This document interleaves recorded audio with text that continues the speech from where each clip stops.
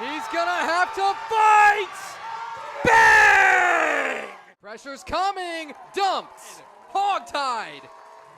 When you've given everything, what will the record books say about you, Matthew? Yo, welcome back for Season 2, Episode 27 of White Noise Sports with Tanner White.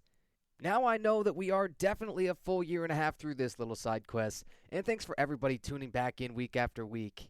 Last week, I gave you a fantasy football injury report on skill position stars like Drake London and Xavier Worthy. I recommended some waiver wire pickups to get by with if any of these injuries affected your lineups. Caitlin Clark was ruled out for the remainder of the year as the Fever fight for their playoff lives, but the WNBA's ratings continue to smash some records without her on the floor. Cal Raleigh and Kyle Schwarber are pretty much cemented as the only players to hit 50 or more home runs in a season with an average under 260 now. And finally, there was the NCAA's investigation into 13 college basketball players gambling at smaller schools. A classic. It always sounds like a lot more when you list it all this way, and then a lot less when you go and check the time of the recording and you hear everything that you got. But let me tell you, this is a labor of love to sort through and try not to do the same things all the time. Really find something that I would want to know a lot and hear a lot about as well. In this week, let me be the first to say that I sincerely apologize if you took any of that aforementioned fantasy football injury advice. I was shocked at how few guys didn't play that we assumed would, and then vice versa is just as bad. So there was a lot of moot points there. I want to make a quick couple of amends. Xavier Worthy is already at least, it seems, 50-50 to play this week for Kansas City, and neither Juju Smith-Schuster nor Hollywood Brown saw an uptick in usage. In fact, Hollywood's usage was roughly cut in half. The only notable Chief that did start to see a little bit of an uptick was Travis Kelce. So unless you're holding on to Rashee Rice or Worthy in your IR spot this week, stay away from Chiefs pretty much altogether. You've still got Isaiah Pacheco and Kareem Hunt in that big timeshare at running back, and they haven't run the ball really much at all anyway. Patrick Mahomes is their leading rusher through a couple of weeks. They are 0-2, and the Chiefs have had no answers yet. Now I'll glance over the rash of quarterback injuries from this week and what they mean from a fantasy as well as an on-field perspective. I don't even know that there's any other positions of note on the injury front in terms of across the whole league landscape besides quarterback. Here's a list of quarterbacks that are either questionable or already ruled out for this week just since last week. Justin Fields, Jets, concussion. Well, the Jets have to Jets somehow, and so they're going to go with 36-year-old Tyrod Taylor. 7 teams and 15 years in, man. Tyrod Taylor-led offenses, they don't make a lot of mistakes. I really credit him a ton. 69 passing touchdowns to 29 interceptions for his career. He's even added 19 rushing touchdowns. Granted, most of that was as a younger man. If there's a backup that I actually don't mind sticking in my fantasy lineup for this week, thankfully I probably don't have to, but especially in deeper leagues and or as a superflex, Tyrod would be that guy against the Buccaneers on Sunday. Next up on the injury report, J.J. McCarthy, Vikings ankle sprain. We are really getting a Carson Wentz versus Jake Browning game, and it is only week 3 of the NFL season. Let's unpack that. The saving graces, there's actually a couple here. One, Jake Browning looks pretty exceptional for a backup pretty much every time he goes in there for Joe Burrow. And 2, Carson Wentz is going to make some history just by starting this game.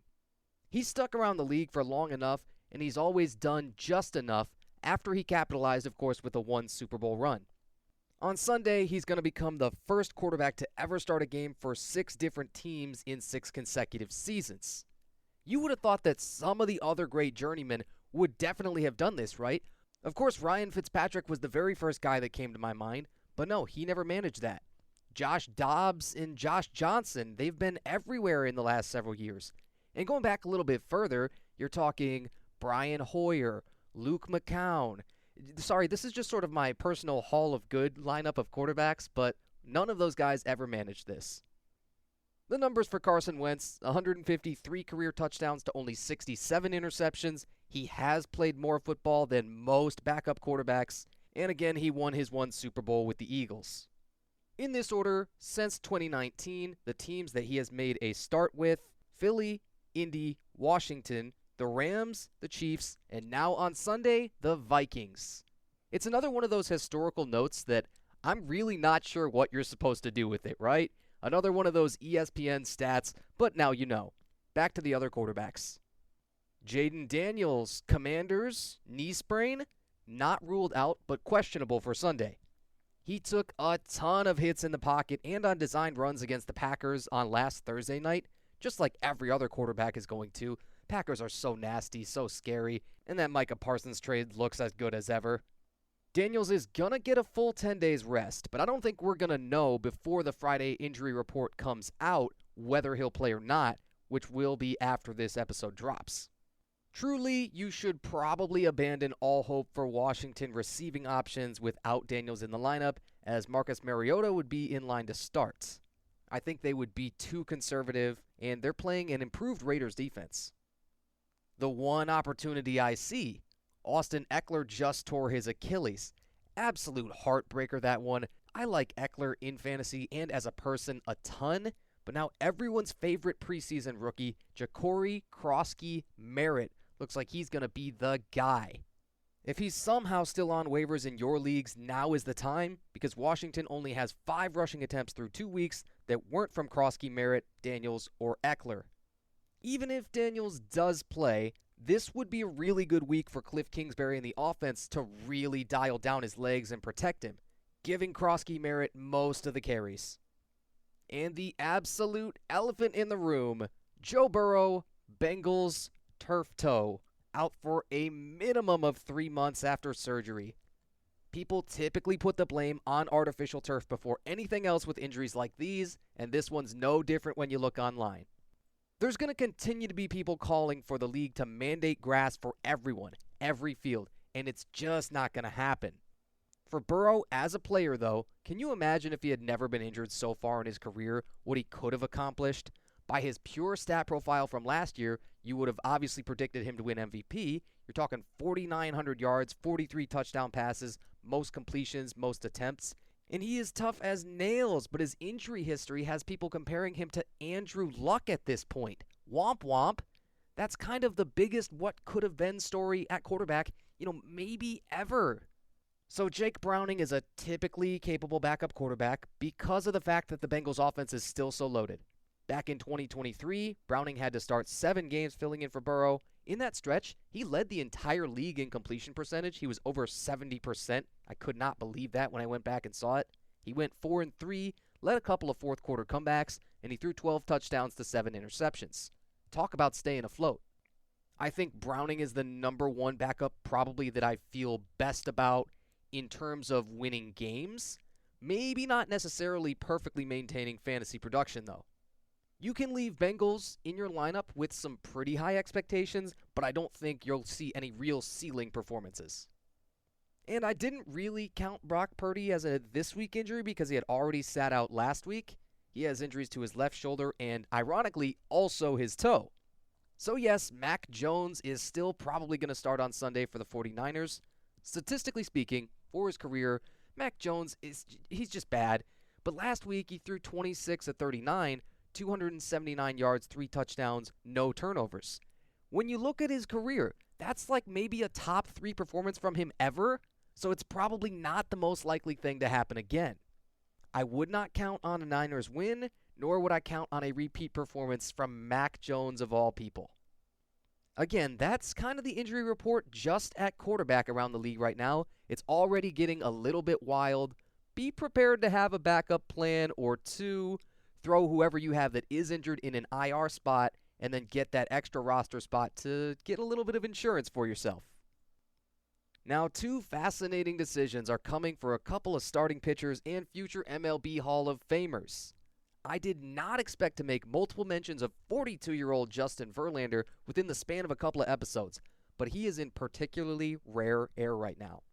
I knew that he was throwing well. I had just told you 2 weeks ago, he had a start with double-digit strikeouts, no runs. He threw 121 pitches. He was the oldest guy to strike out double digits since Randy Johnson. That sent him on a tear. He says he made some mechanical adjustments in his bullpen sessions, and then in his last 5 starts, get this, across 31 innings and all quality starts, He's now given up 3 total earned runs, struck out 28, walked 12. That's not quite so fantastic, but give him a break. He's 42 years old, and he's lowered his season ERA from 4.55 to 3.75. If he had a stretch like that in his absolute prime with Detroit or with Houston, you wouldn't have been surprised. The only issue is that the Giants continue to give him bottom-tier run support, and they sit 4th in the NL West. They're at exactly 500, 2.5 back in the wild card, and you've only got about a week and a half left in the regular season. In likelihood, then, they'll probably find themselves on the outside looking in, as even the Diamondbacks are ahead of them in their own division, as well as in the wild card race. This stretch from JV has been so good, in fact, that he came out this week and he said he wants to pitch again next year. Based on the fact that it took him, I think it was 16 starts into this year, or maybe 17 starts, to get a single win, and that was the longest streak in Giants franchise history before that single win, we could have never predicted this. The Giants knew that they were only ever going to sign him for 1 year, and they probably were not expecting Cy Young level stuff anymore. Now they're arguably getting it in this shorter spurt, and the value that they're paying, $15 million, it's starting to fall in line with his production. He's actually going to be a commodity on the open market. I can't say a super hot commodity because there's no way to know until the winter hits and teams start to either take on or shed big chunks of their payroll. But still, he threw 7 scoreless innings on Wednesday night against the Diamondbacks. Then he was talking to reporters post-game about next year. He gave an answer that was so vintage.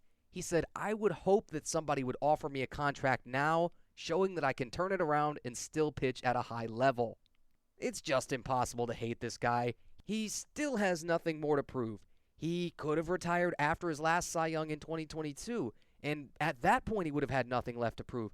But he loves baseball so much. He's a lifer. He keeps himself and his arm in such good shape that he really might be starting on a contending team at the age of 43.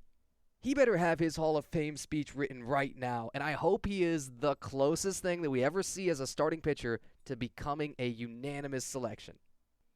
Shohei Ohtani has also been quite good on the mound. When is he not? Is there a single thing on the baseball field he can't do? And all of the other rhetorical questions I ask myself every single day. Regardless, he might be getting the move to the bullpen in a very unexpected turn of events this week. He threw what you'd probably have to call roughly the best start of his career on Tuesday of this week against the Phillies of all teams and of all lineups who are hitting the cover off the ball. He was throwing on 10 days rest, which is huge, right? And almost no pitcher ever gets that kind of advantage. But on that night, on Wednesday, he no-hit Philly for those whole 5 innings, striking out 5, not walking anybody, and only throwing 68 pitches. If it were any normal pitcher, you would have had to start talking about that phrase that you're not supposed to say during those kind of starts, right? But because he still hasn't been stretched out beyond this kind of range, he was pulled. His next at-bat, well, you'll never guess, he goes out and he hits his 50th home run. And then when he does come out of the game as a pitcher with a 4-0 lead, the Phillies proceed to score 6 runs against the Dodgers bullpen in the very next inning. Ouch. So, is Shohei the best player on his own team at doing everything? The answer appears to be, unironically, maybe.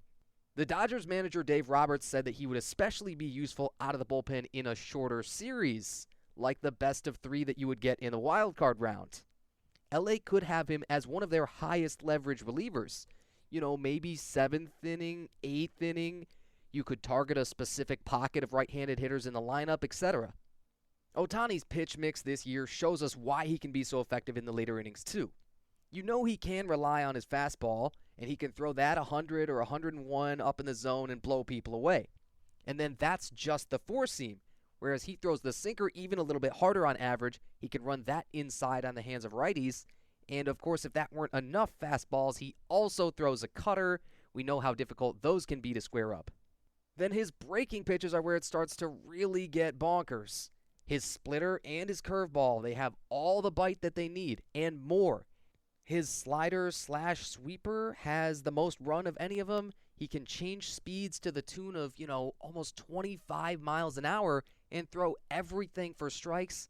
He's only walked 9 in 41 innings. That's a career-low walk rate by a good margin. Now you mean to tell me that the roughly second most valuable offensive player in the league is also back to being a Cy Young level starter? It really makes you shudder. There are great relievers with 1 or 2 pitches. How many great relievers do you know that have 6 or more, though? Funniest part about the decision-making process here is LA doesn't even have a particularly terrible bullpen. They're 19th in bullpen ERA at 4.29 as of this Thursday the 18th. It's not fabulous, but you could certainly win with it. And they've had so many well-documented injuries to their starting pitchers. Yoshinobu Yamamoto is their only qualified starter. Those requirements are set, by the way, at 1 inning pitched per team game played. Their troubles put another way. 17 out of the 25 pitchers that have made an appearance for LA this year have at least 1 start. Through all of that chaos, they still have a great chance to win 90 or more games. They're sitting at 85 and 67 with 10 more to play. One more idea that was brought up to Dave Roberts in the same press conference was having Ohtani play in the outfield after he finishes a pitching outing, whenever that might be, whether he's an opener or a reliever. You're probably aware that he's only been DHing and he hasn't played the field since 2021 with the Angels. Even then, that was only for 6 games in right field and 1 game in left as far as I can tell. Of course, the risks would be absolutely myriad. Are they going to lose a lot of ability defensively from their normal outfields? Is his arm ready to make long cutoff throws or even airmail and try to get somebody out at the plate? The league instituted an entire rule for this guy and even named it the Ohtani rule back in 2022. It means the starting pitcher of a game is allowed to remain in the lineup as the DH when his start is done, so he is viewed as 2 separate players at once. It helped both LA teams, the Angels and Dodgers, to not have to play him defensively. I just learned this while researching too. Apparently, Dave Roberts has to physically write Ohtani's name twice on the lineup card, once wherever he hits in the lineup, and then once down at the bottom where the normal starting pitcher spot is. That is a rule on the MLB books. As someone who's seen and written a lot of lineup cards everywhere else, you could just write 1/DH right next to each other in the same box when a pitcher's also hitting. If he plays outfield, if he hits the ball well when he DHs, pitches exceptionally well within 1 postseason run, especially if the Dodgers can pick their spots to use him as both a reliever and an opener, then I think the MLB GOAT debate might be over. And possibly even worse, we're in danger of the Dodgers actually running everybody just like they were supposed to do when they built this billion-dollar super team. That's all for Season 2, Episode 27. This would be a great time again to check out my socials. I am absolutely flooding those with content right now between the fall sports that are all in full swing and my powerlifting training. I'm competing on October 11th, and I'm also going to help set up the live stream. I was really excited that I kind of got to go to the meet director and offer my services. Obviously, live streams are just always going to be a high priority to me, and it's something that I do pour a lot of time and effort into, and usually the quality of those isn't particularly great. The sport is in fact notorious for struggling with that. When it gets close and the link is active, I'll leave it in the description for you. My socials again, if you cannot recite them all off the top of your head yet: Instagram, TikTok, Threads, @TheVoiceOfTanner, X, just Voice of Tanner, YouTube, the whole thing spelled out with spaces. Connect on LinkedIn, leave a like, comment, and share. Catch you next week. This has been Season 2, Episode 27 of White Noise Sports with Tanner White. Thanks for joining me. He's gonna have to fight! Bang! Pressure's coming! Dumped! Hogtied! When you've given everything, what will the record books say about you, Matt?